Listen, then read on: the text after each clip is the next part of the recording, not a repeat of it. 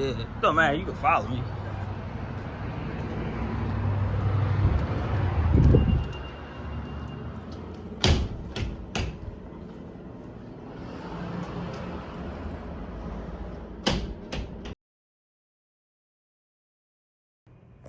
So to buy Bitcoin, we're going to select buy Bitcoin, select the amount we're going to buy, then you scan our wallet,